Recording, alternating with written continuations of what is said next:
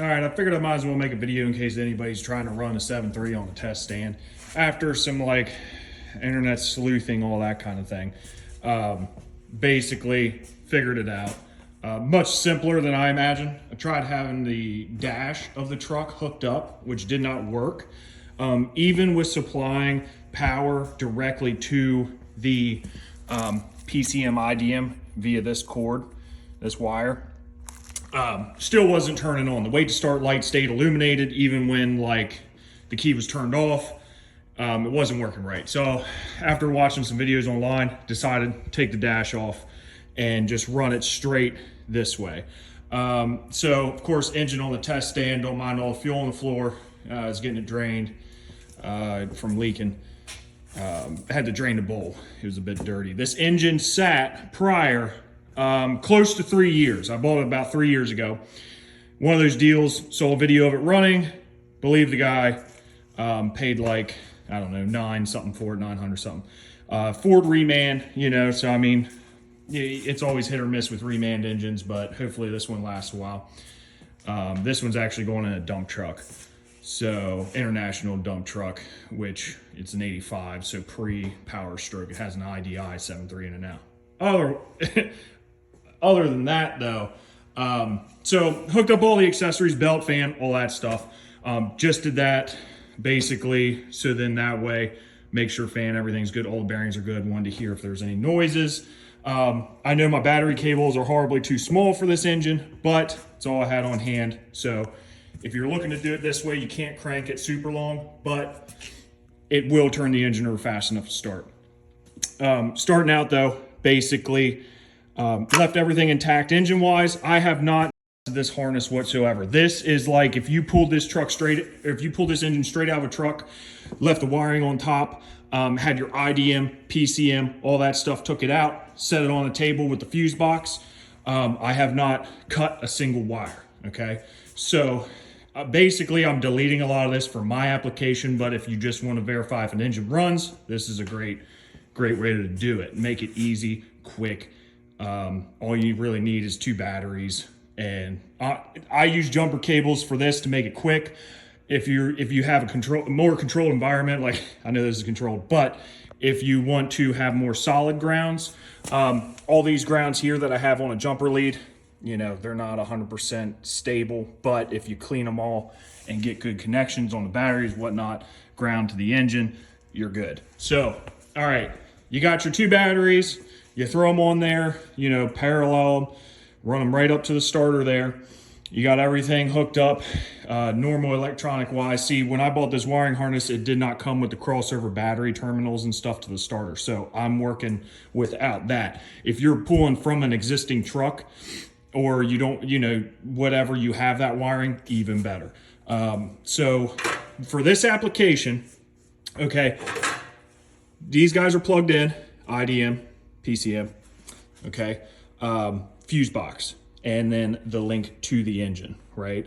Okay, so this fuse box, I pulled it out of the harness somewhere. Don't remember where it's at. But I took it out of the metal enclosure so it could lay loose. I wanted more room, more flexibility to work around, freed up a lot of space. It's less cramped, I can get to everything, okay? So for my way of doing this is, all right, hook to ground directly to the PCM ground, that's important. Hit all your other grounds along the way on this loom, if you have this loom. If not, tie all your grounds together that come off of your fuse box and link them to a solid good ground. If you have the wiring like I do, this is like the fastest way to do it, okay? So basically, make sure this guy's hooked up, all your other grounds are hooked up. There's like three along the way. And so once you have all that hooked up, you got power to it, okay? So we're gonna jump over here to our power side. All right, so you know, this is straight to the engine, okay? Off of this, we have the glow plug relay, okay, feeding from there. Now, your glow plugs and everything should turn on like normal when you do this. It did for me, even after I preheated them. So they were extra hot, ready to go when I fired it. And so this is gonna be, it's a double wire, which doesn't match, but there's a thick yellow wire in this loom coming off of the fuse box. Okay, you can probably see it peeking out over there. Okay, so these go to your positive, hook the rest of your negatives up. I just tied them together with a bolt here, from this terminal. So positive, negative to your computer stuff, good. Positive, negative to your engine, good, okay? All hooked up. Now, you got one, all you need is one wire to run it. Now, if you look, this is the one that got me. It's this red guy here. Okay, it's red and it has a green, I don't know if you can see it, has a green stripe, barely visible. I don't want to move it too much, but yeah, you can see there is a green stripe on it. So it's a thick red wire, green stripe, okay? Now, these connectors all go through, like they all pin out the same color on the other side. So it's the bottom, you know, depending on how you're looking at the orientation, you know, it's in the top corner. So isolated it, hooked it to that, okay? Now, what I did is, since I'm just using little jumper cables as my ignition source, like if you were to key it on and off, you take your other end, right? So this is now basically our keyed ignition source if we were swapping it into a vehicle, okay? So this wire, you know, essentially that red and green would go straight to wherever your ignition is. When you turn the key, boom, boom, turns on the computers, right? Turn the key off, turns off the computers, okay? So simple as that. Now, what I did is I pulled up this sleeve to expose my positive here, okay? And that's that yellow wire that we hooked up over the other batteries, okay? Now, this is usually corroded. First time I did this, didn't do it correctly. It was my fault, okay? Had to get on here, and as you can hear it click, I really wound it on there. Now, you know, clicking and whatnot. So then what I have here is I just did a push button, simple push button pass through, okay? And then basically hit the button. Of course, it's not gonna start for me now. Hold on.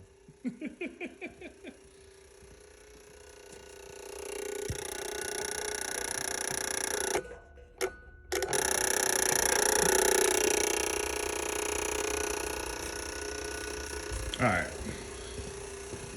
Now,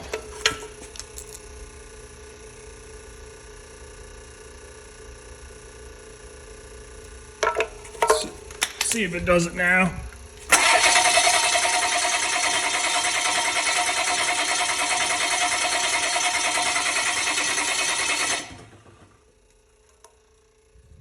Well, may have my connection wrong. Hold on.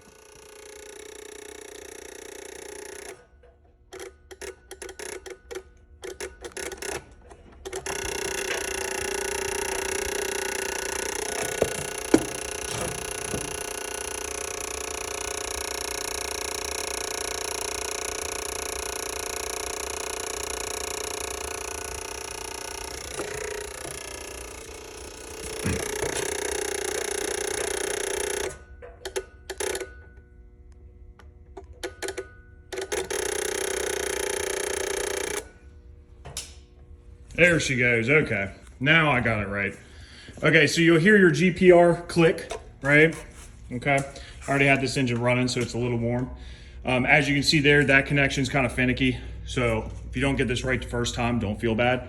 I certainly have, just as you can see. Let it go for however long. I forget what the timer is on the relay, but.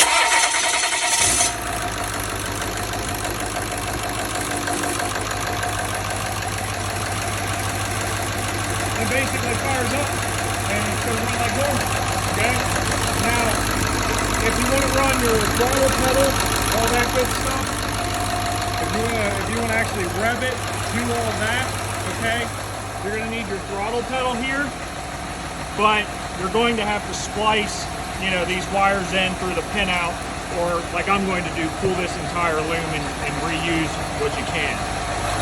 But as you can see, that'll get you going if you just want to run it and test her out, okay? Pulling it out, getting it going. Make sure it all runs, you know, you ain't got a knock or something. And then, when you're ready to shut it off, right, here's our keyed ignition. Pull that, and you're done, and she's off, okay? So, like you saw there, if those relays are clicking, you got to get it just right till they stop clicking. That's probably more so just a connection issue because I'm using jumper leads and blah, blah, blah and everything else. So, you know, this is like essentially your barnyard startup of your 7.3. You want to verify, check it. Maybe you just bought it. You know, you could do this probably setting on a pallet if you already had good oil and everything. I already changed the oil, as you can see there. But basically, you know, if you got a good oil and everything in it, good filter, and then, you know, put some good fuel in it, hook it up. I mean, you could build 6x6 supports on like a pallet, fire it up. As you saw, this engine didn't rock a whole lot as long as it starts easy. So, you know, this one here fires right up, very minimal vibration. So you could very well do it on a pallet, but for your own safety, just be careful if you do that. I'm not condoning it, but a test stand is a much safer way to achieve that. But, you know, if you just need to start, or if you got a truck and it's laying in there and maybe the dash is all screwed up, somebody hacked it up, and you want to verify it without the dash on there, boom, there you go. If you're dropping it in, say anything else where it's not supposed to be, is the easiest way to get it going. And then there's plenty of readouts online, but as I've been sleuthing through the internet, you got to kind of put them all together. And so with this, just hook it up, single wire basically, to make it start and run, as long as you have your computers. If you don't have your computers, you're gonna have to source them. I did, bought this one 6 months ago. You know, I just trusted the guy that it worked, and it's a manual transmission PCM, which is what I needed. And then the IDM, just bought it yesterday off of a guy, and he was, you know, figured, hey, what I got to lose, you know, if nothing else, I got a core. But overall, this was all pieced together over a course of probably 3 years. And so here we are.